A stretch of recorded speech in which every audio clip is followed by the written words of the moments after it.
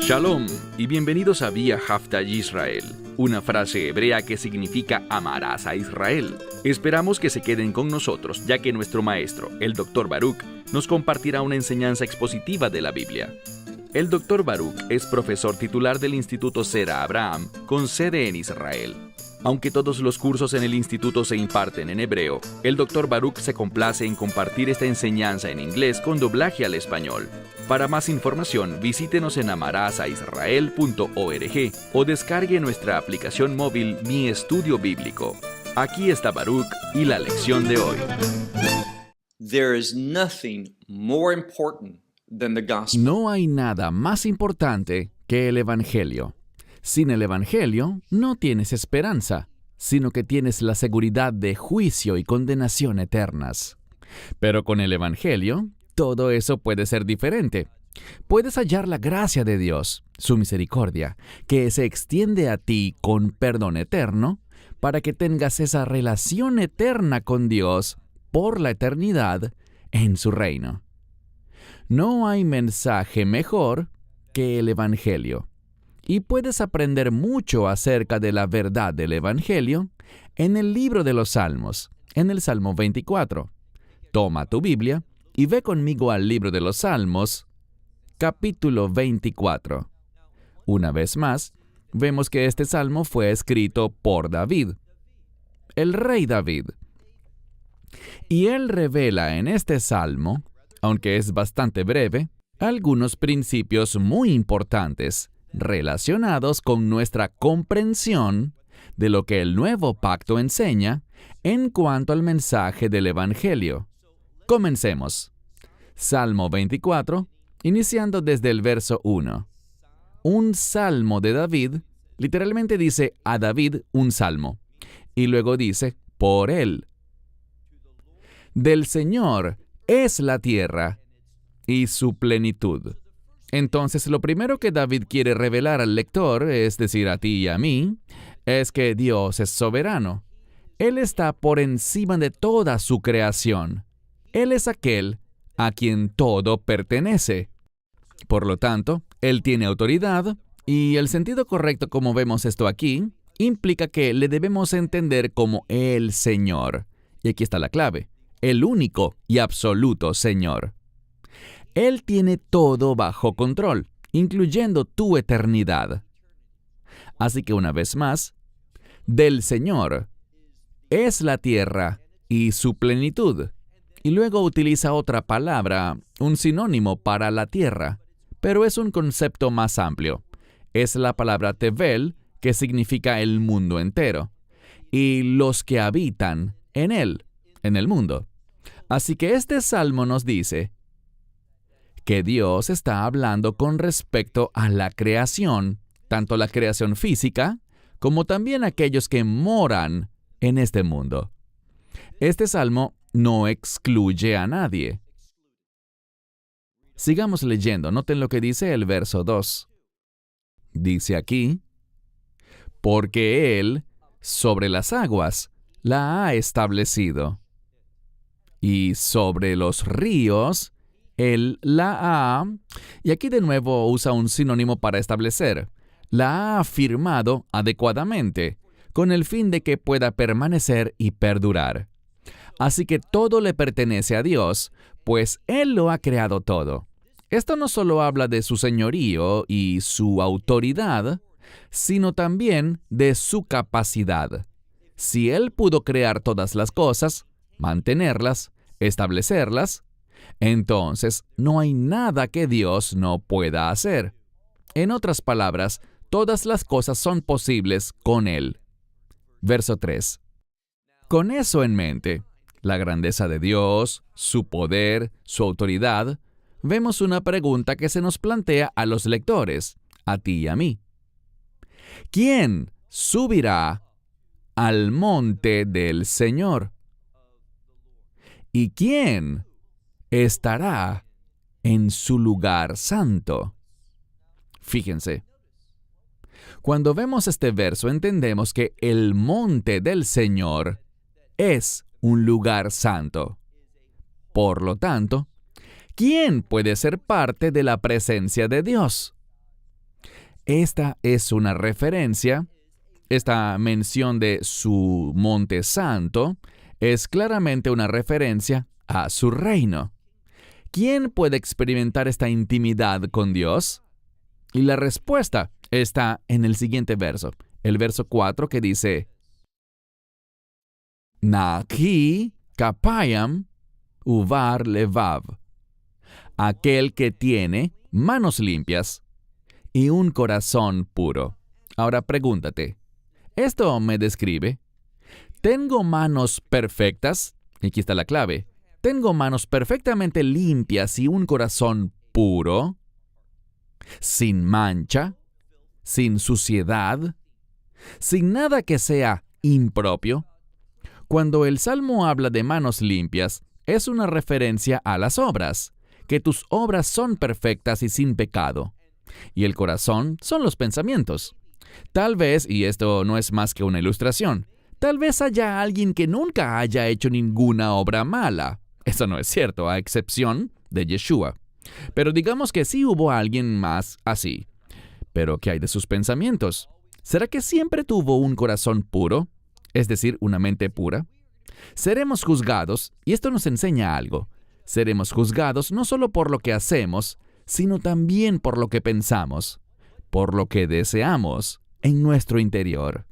Entonces, ¿quién subirá al monte del Señor? ¿Quién estará en su lugar santo? Aquí está la respuesta.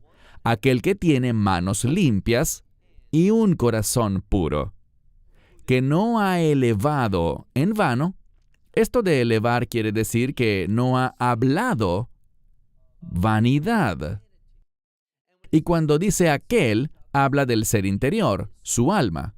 Literalmente dice mi alma, el que no ha tomado juramento en mi nombre, que no ha hecho un juramento en vano. Final del verso 4. Y que no ha jurado con engaño. No ha jurado por algo que no es verdad. Lo que vemos es que no solamente se juzgarán nuestras obras y pensamientos, sino también nuestras palabras. Nuestro hablar revela muchísimo sobre nuestra condición espiritual. Aquí, cuando miramos todos estos aspectos del ser humano, ¿qué descubrimos? Descubrimos que estamos en problemas, porque nuestros pensamientos no siempre son puros, nuestras palabras no siempre son honestas y nuestras obras no siempre son correctas. Dice en el verso 5, el que es así, que recibe la bendición del Señor. Mi esperanza es que anhelemos ser así. Y esto es un aspecto fundamental del mensaje del Evangelio. Sabemos que no hay justo ni aun uno. Por supuesto, la excepción es Yeshua. Pero entre los seres humanos, nacidos de manera natural, concebidos naturalmente, no hay justo, ni siquiera uno. La Escritura dice, todos hemos pecado y estamos destituidos de la gloria de Dios. Lo cierto es que esa es la realidad, pero ¿es eso lo que queremos? ¿Queremos ser personas que hablan falsedades, que hacen juramentos con engaño, que practican lo que no es limpio delante de Dios? Aquí está la verdad bíblica. Un candidato para la salvación deseará dejar todo eso. Él querrá tener manos limpias, un corazón puro y palabras llenas de honestidad. Esa es la persona a quien Dios está dispuesto a salvar, en cuya vida Él se moverá. Pero si no queremos vivir rectamente, si lo que deseamos es continuar en pecado y al mismo tiempo no ser juzgados por el pecado, no eres candidato para la salvación. Lo que necesitamos es un genuino arrepentimiento. Un verdadero candidato para la salvación quiere arrepentirse y, en efecto, lo hace. Él desea apartarse de su pecado. No quiere vivir en desobediencia a Dios. No quiere pecar. Su motivación para llegar a la fe es precisamente apartarse definitivamente del pecado. Entonces, tal persona que busca la bendición del Señor. Y fíjense, la justicia del Dios de su salvación. Esto también puede traducirse como su Salvador. Y esta palabra para justicia es muy interesante porque esta palabra, utzdaka, en hebreo, esta palabra utzdaka habla de justicia y rectitud, pero esto es lo que debemos entender. Se trata de una justicia y rectitud que se logra por la gracia de Dios. De hecho, mientras preparaba este estudio, revisé diferentes materiales de referencia y, aunque aquí está escrito justicia, esta palabra, utzdaka, lo que descubrimos es que abajo, en la franja de ayudas, aparece la palabra gesed o gracia. ¿Por qué? Esto es lo que enseña el judaísmo. No existe justicia sin la gracia de Dios. Creo que esto es muy significativo.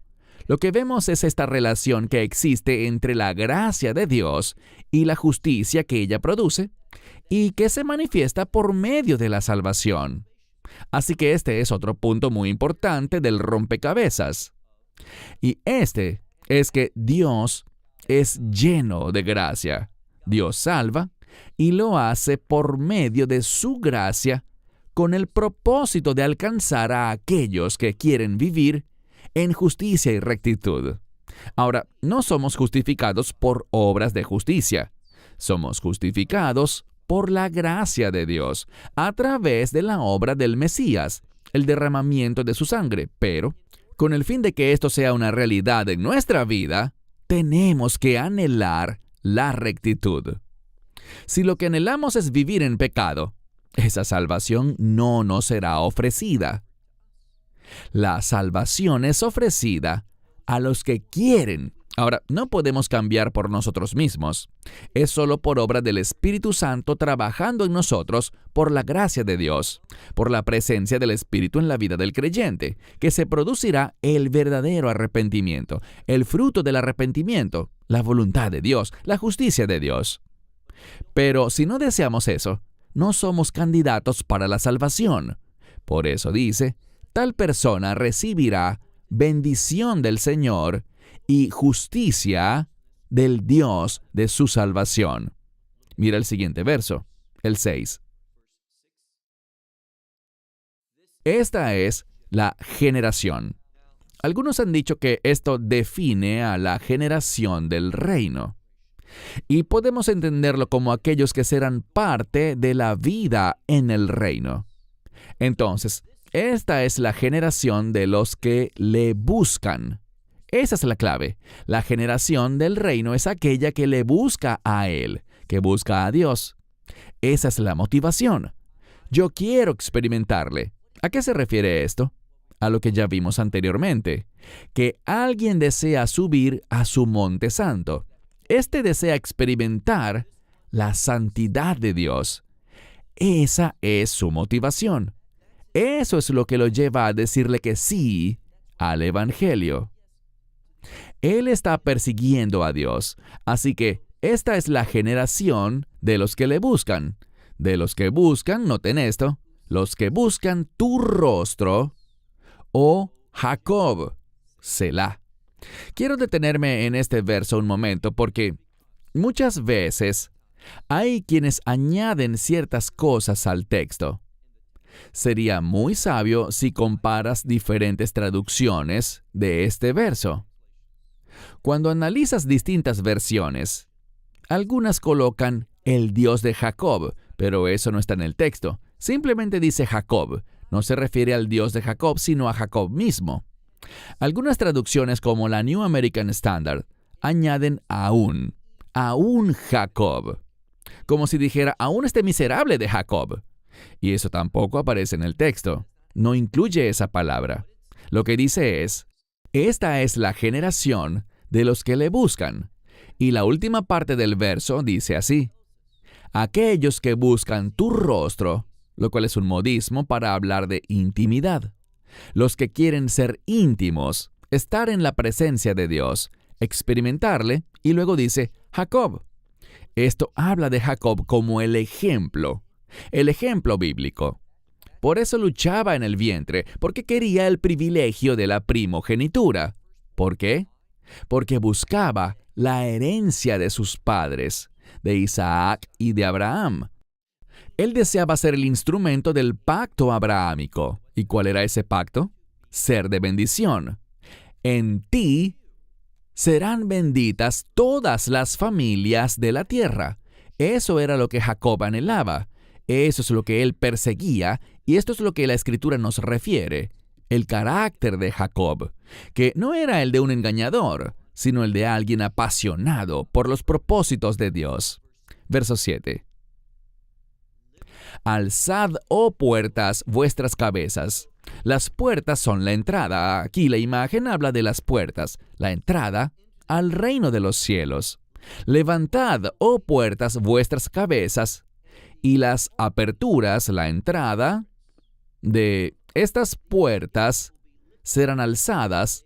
Y noten que ellas son, como dice aquí, puertas eternas. Y aquí de nuevo, el término olam, eterno, es simplemente un adjetivo que describe al reino. Así que el reino, olam, tiene que ver con eternidad, y no solo eternidad, sino la cualidad de esa eternidad. ¿De qué se trata? Así que las puertas son la entrada a este lugar. Dice, alzad, oh puertas, vuestras cabezas, y sean levantadas las entradas eternas. Verso 7. Al final. Y el Rey de Gloria viene. ¿Quién es el Rey de Gloria? Verso 8. El Señor, fuerte y poderoso. El Señor, poderoso en batalla. Así que Dios aquí se presenta como un guerrero. Él es poderoso y usa este término para fuerte, poderoso en batalla. Si analizamos el verso, noten que en el verso 8 dice, en referencia al Señor, que Él es poderoso, que es fuerte, y la misma palabra para fuerte es usada en la segunda parte para la guerra. Dice, Él batalla, y su batalla es por el alma de cada ser humano. Verso 9. Es muy similar a lo que acabamos de leer. Levantad, oh puertas, vuestras cabezas, y sean alzadas vosotras, entradas eternas. Y luego dice, el Rey de Gloria entrará. Verso 10. ¿Quién es este Rey de Gloria? Aquí está la respuesta. El Señor de los ejércitos. Él es el Rey de Gloria. Selah. La palabra Rey, con mucha frecuencia, cuando aparece, es una referencia a Melech HaMashiach. Melech significa Rey. Así que el Rey de Gloria es el Mesías. Será Él, como Rey, quien pasará y entrará al reino de Dios. Cuando Él pase esas puertas, cuando se abran, cuando alcen sus cabezas, todos reconocerán, y lo que este verso busca comunicarnos cuando dice, levantad sus cabezas, oh puertas, es una expresión de reconocimiento. Estas puertas, esta entrada al reino, ellas reconocen a Dios. Ellas reconocen al Rey de Reyes, al Señor de Señores, al Mesías. Y la manera como una persona entra al reino de Dios es reconociendo a este mismo Rey de Gloria, a este mismo gobernante. Y esto es lo que yo te diría. Cuando leemos cuidadosamente la palabra de Dios, por ejemplo, en Colosenses, vemos que fue verdaderamente el Mesías Yeshua, el Hijo, quien creó todas las cosas, y no solo las creó, sino que las sostiene, las mantiene. En esto vemos su soberanía, su poder, su autoridad y su capacidad para producir lo que dice la Escritura. Él es poderoso en batalla. ¿Y cuál es el resultado de esa batalla? Una experiencia de salvación. Él fue a la guerra por ti. ¿Y dónde se libró esa batalla? en la ciudad santa de Jerusalén. ¿De qué manera? Cuando fue a la cruz, cuando entregó su vida, cuando lo rindió todo. Él fue poderoso al entregar su vida. Y es solo cuando recibimos su provisión que esas puertas del reino de Dios se abren para nosotros, y estaremos allí y veremos por siempre y para siempre a este maravilloso Rey de Gloria. Salmo 24. Un gran salmo que nos enseña principios para disfrutar una eternidad de reino. Cierro con esto. Shalom desde Israel. Shalom from Israel. Esperamos que te hayas edificado con el mensaje de hoy y lo compartas con otros. Te invitamos a seguir nuestros estudios cada semana por este canal y por el portal de YouTube de Amarás a Israel. También puedes descargar nuestra aplicación móvil gratuita, Mi Estudio Bíblico. Finalmente, para obtener más información sobre nosotros, visita nuestra web amarasaisrael.org, donde encontrarás otras conferencias de Baruch en audio, video y texto. Hasta el próximo programa. Que el Señor te bendiga en Yeshua HaMashiach, Jesús el Mesías, mientras caminas con Él. Shalom desde Israel.